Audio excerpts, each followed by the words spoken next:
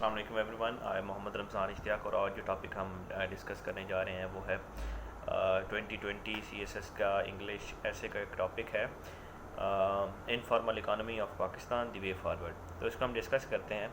तो सबसे पहले तो जो मैं इंग्लिश ऐसे की पैटर्न में ही चलूँगा। सबसे पहले हम इसको इसमें पार्ट्स में डिवाइड कर देते हैं। The first part would be introduction, what actually is informal economy in the context of Pakistan, and the second part would be informal economy, impacts and repercussions of informal economy on the overall economy of the Pakistan। और जो third part होगा वो उसमें होगा वे forward का, कि how to improve this situation and regulate the informal sectors. तो start करते हैं। सबसे पहले तो you must know that what actually is informal economy of the Pakistan. तो इसमें सबसे पहले जो चीज़ होगी, हम डिस्कस करेंगे कि कौन कौन से सेक्टर्स हैं जो कि इनफॉर्मल इकानमी में आते हैं। तो सबसे पहले आप इनफॉर्मल इकानमी की डेफिनेशन दे सकते हैं that those sector which are not being regulated by government institution and the regulatory authorities are informal sectors of the Pakistan. इसमें आप एग्जांपल दे सकते हैं कि जैसे प्राइस बॉन्ड्स का भी बहुत कुछ अर्सा पहले ही इशू आया था कि प्राइस बॉन्ड जो थे वो जो 40,000 के थे उनको गवर्नमेंट ने डिसबैंड किया था कि क्योंकि जो लोग थे जिनकी इलिसिट मनी थी और वो इसको प्राइस बॉन्ड्स के थ्रू जो है वो उसको अमेस कर रहे थे और किसी भी लीगल चैनल और जो उसमें वो नहीं आ रहे थे फॉर्मल सेक्टर में, तो वो मतलब प्राइस बॉन्ड लेके तो अपने पास ही वो रख लेते थे।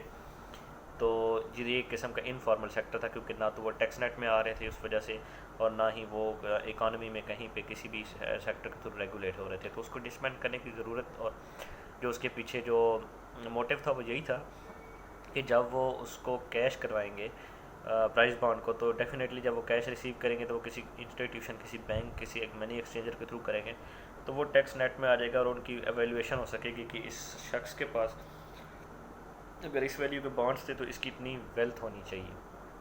अच्छा, ये तो एक एग्जांपल थी इनफॉर्मल सेक्टर की। इसी तरह आप और एग्जांपल दे सकते हैं कि FATF की रिकमेंडेशंस में से आप बहुत सारी चीज़ें उठा सकते हैं इनफॉर्मल सेक्टर्स की। जैसे कि टूरिज़म सेक्टर में है कि अब लिमिट्स लगा दी गई हैं कि जो 10,000 आई थिंक है डॉलर्स है, उससे ज़्यादा आप कैश नहीं लेके घूम सकते। तो ये रेगुलेशंस सिर्फ इसीलिए थी कि आपकी जो इनफॉर्मल इकानमी को रेगुलेट किया जाए। आपका कंस्ट्रक्शन इंडस्ट्री सेक्टर जो था, या जिसको हम रियल एस्टेट सेक्टर आमतौर पे कहते हैं, हम देखते हैं कि हर जगह रियल एस्टेट एजेंट्स बैठे होते हैं। वो इसीलिए होते हैं क्योंकि ये किसी ख़ास तरीके से कोई भी इसके ऊपर रेगुलेशन नहीं लग रही थी। तो FATF की रिपोर्ट में भी था कि this is worth 500 billion rupees जो सेक्टर है हमारा कंस्ट्रक्शन सेक्टर, या जिसको हम रियल एस्टेट सेक्टर कह रहे हैं। तो ये एक दो एग्जांपल्स थी जिसको आपको आइडिया हो जाए कि आपकी जो है इनफॉर्मल इकानमी क्या है। उसके बाद आपका जो सेकंड पार्ट होगा इंग्लिश ऐसे में वो ये होगा कि impacts and repercussions of the informal economy on Pakistan. उसमें हम डिस्कस कर सकते हैं कि सबसे पहला तो आपका रेवेन्यू लॉस हो रहा है, पहली मेन चीज़ आपका रेवेन्यू लॉस है। उसके बाद सेकंड चीज़ आप इसकी सपोर्ट में कह सकते हैं कि इसकी वजह से जो है ना वो टेरर फाइनेंसिंग के इंसिडेंट्स भी पाकिस्तान में हुए हैं। अभी कुछ अर्सा पहले की ही एक बड़ा केस हुआ था कि कुछ ट्रांजैक्शंस हुई थी हमारी कुछ एरियाज़ से, तो उसकी कुछ वो पता नहीं लग रहा था कि वो किसने की हैं और कैसे गई हैं और किधर गई हैं और वो बैंकिंग चैनल के थ्रू क्यों नहीं हुई। काफ़ी हैवी अमाउंट्स थी। तो उससे भी पता लगता है कि जो है ना आपकी ऑफ द रिकॉर्ड बहुत ज़्यादा ट्रांजैक्शंस हो रही हैं जिसका स्टेट को भी नहीं पता। तो डेफिनेटली वो किसी इलिसिट जो है ना वो काम के लिए ही यूज़ हो रही होंगी।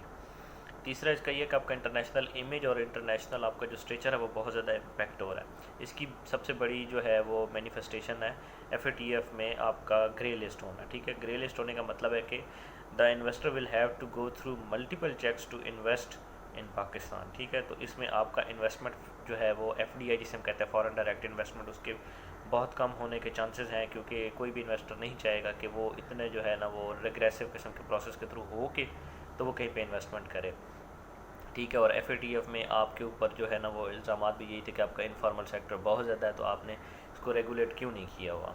ठीक है, अब तीसरा जो पार्ट है वो ऐसे का वो है वे फॉरवर्ड कि इसको इम्प्रूव कैसे करना है। इसके लिए आपके पास जो बेस्ट सोर्स है वो FATF की रिकमेंडेशंस हैं। ठीक है, आप उन रिकमेंडेशंस को देखें तो वो कह रहे हैं आपको कि जनाब आपका जो है वो मनी लॉन्ड्रिंग लॉज जो है वो अमेंड होने चाहिए। ठीक है, उसके बाद आपकी जो है वो टूरिज़म सेक्टर में जो है वो चेंजेस होने वाली हैं कि कोई भी अगर ट्रैवलर है तो उसके पास एक ख़ास अमाउंट ऑफ मनी होनी चाहिए, उससे ऊपर अगर वो रख रहा है कैश तो वो इलीगल करार दे दिया जाना चाहिए, क्योंकि इनफॉर्मल जो है वो ट्रांजैक्शन हो जाएगी कि वो बंदा कहीं से पैसे लेके जा रहा है और दूसरी जगह वो पैसे कैश में ही लेके जा रहा है। ठीक है, इसी तरह उन्होंने आपका जो है वो रियल इस्टेट सेक्टर को रेगुलेट करने की रिकमेंडेशन दी है। आपका जो है वो प्राइस बॉन्ड्स का जो सेक्टर है और मनी एक्सचेंजर्स हैं, इनको रेगुलेट करने की है कि इनको करें, बैंकिंग चैनल के थ्रू इनको कर दें। तो ये है अब आपका जो है वो टोटल ओवरऑल स्ट्रक्चर मैंने आपको बता दिया, ऐसे के अंदर आपने एक टॉपिक को कैसे एडजस्ट करना। Thank you so much.